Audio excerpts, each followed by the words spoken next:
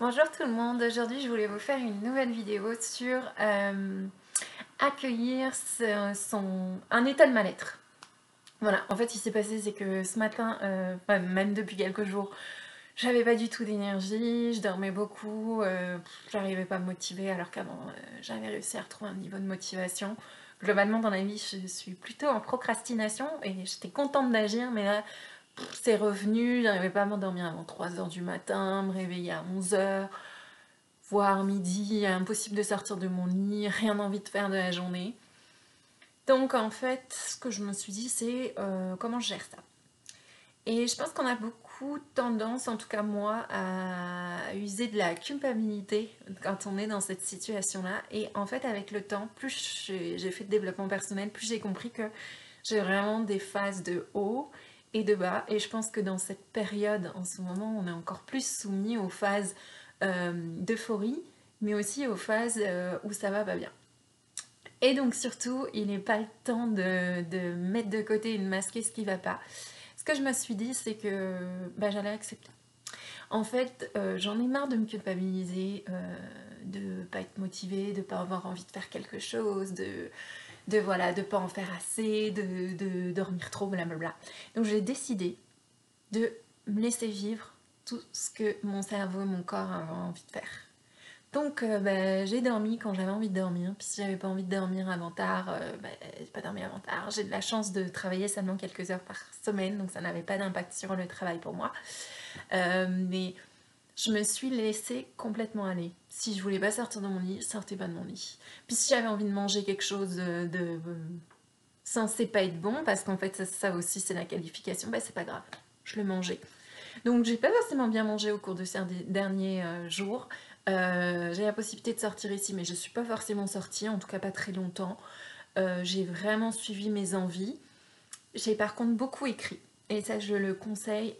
J'ai fait une vidéo sur l'écriture intuitive, faire les poubelles de ton cerveau. En fait c'est vraiment réorganiser et sortir les choses. Moi j'ai compris que derrière mon manque d'action, en fait, se cachait de la colère. Déjà de la colère contre l'opinion publique, voilà, tout ce que la réaction des humains face à tout ça, mais ça c'est mon opinion personnelle, mais c'était comme, en fait je la cachais depuis un moment, je me disais non, non, non, mais en fait j'étais en révolte intérieure, j'étais en colère contre moi-même de pas exprimer ce que je pense, de suivre le troupeau, voilà, j'avais une colère à l'intérieur de moi, mais que je savais pas identifier, donc en fait en écrivant, j'ai compris que je me reprochais de ne pas être à la hauteur, je me reprochais de ne pas dire ce que je pense, de ne pas faire ci, de ne pas faire ça, de me laisser aller, de ne pas être motivée. Donc j'avais vraiment beaucoup de culpabilité, j'en voulais beaucoup aux autres, et tout ça, il faut que ça sorte en fait. Et c'est ce que j'ai fait ce matin. Et pour vous dire, pour être complètement honnête, quand c'est comme ça, je me promène, et si j'en ai envie, et je vais maudire tout le monde. Dans ma tête, je vais maudire tout le monde. Je suis quelqu'un c'est une personne très très souriante de naturel. On me dit souvent, ah, t'as un petit soleil, tu souris tout le temps. Oui, je souris tout le temps, mais quand ça va pas, là j'ai décidé de vivre pleinement mon truc. Je ne fais de mal à personne, hein. Je vais insulter personne en direct, je vais pas pousser, être violente ou quoi que ce soit. Mais je pense que c'est important en fait de se laisser vivre ce moment-là. Et si vous n'avez pas envie de sourire aux gens, ne souriez pas aux gens. Voilà, c'est comme ça. Moi, il y a un nombre de fois où genre, je souris dans la rue et ça me répond pas en face. Moi, j'en sais rien. Si c'est leur humeur, si c'est leur manière de fonctionner. Mais bon, moi, j'ai souri. J'ai pas toujours de réponse. Aujourd'hui, je suis désolée, mais je suis celle qui donnera pas de réponse aux gens. Je ne les regarde pas, je calcule pas. Oui, on peut pas être tout le temps un soleil, on peut pas être tout le temps positif, on peut pas être tout le temps dans la lumière. Il faut aussi accepter sa part d'ombre. Et c'est ça que je voulais dire. Accepter sa part d'ombre, accepter que des fois ça va pas bien et se laisser vivre là-dedans. Parce que non seulement on n'est pas bien, mais en plus on s'en rajoute une couche à base de culpabilité, je devrais pas faire ça. Parce que la société te dit que tu devrais tout le temps produire des choses, que tu devrais être ultra actif, ultra efficace. Non. Non, on n'est pas tous comme ça. Il y a des gens qui agissent très vite, beaucoup. Souvent, il y en a d'autres qui sont plus dans la réflexion. Et si vous regardez, souvent quand vous êtes dans la réflexion comme ça, vous avancez beaucoup sur vous-même. Donc, on avance à notre rythme et c'est correct d'avoir un jour, 2 jours, 3 jours, une semaine, 2 semaines, 3 semaines, 4 semaines.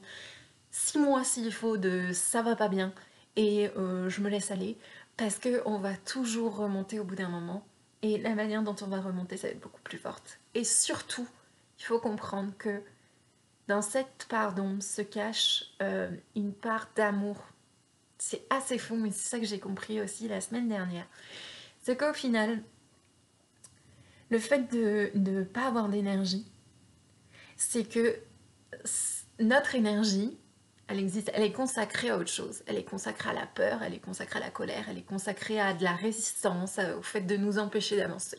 C'est quoi cette énergie? C'est une énergie d'amour parce que c'est une énergie qui nous protège contre quelque chose où on veut aller. Oui, en conscient, on a l'idée de faire quelque chose, mais notre inconscient, il nous retient. Et ces peurs-là, elles sont faites au fond pour nous protéger, pour dire « Oh, mais je veux pas que tu ailles là parce que t'es en risque. » Oui, clairement, ça nous bloque, ça nous permet pas de réaliser nos objectifs, mais c'est... En fait, il faut comprendre que cette partie de nous qui nous retient est très puissante parce qu'elle nous empêche d'agir, parce qu'elle nous empêche d'avoir de l'énergie, parce qu'elle nous met de la colère, de la peur.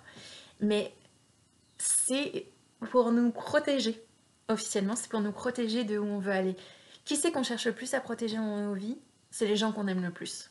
Donc en fait, cette énergie de résistance, cette énergie de ça va pas, ben finalement c'est une énergie extrême d'amour envers nous-mêmes. Et c'est ça que j'aimerais qu'on regarde aussi, c'est de dire, je regarde ça avec des remerciements, même si c'est pas positif pour moi, même si je me sens pas bien, ben, de remercier nos schémas internes qui tentent de nous protéger pour le mieux.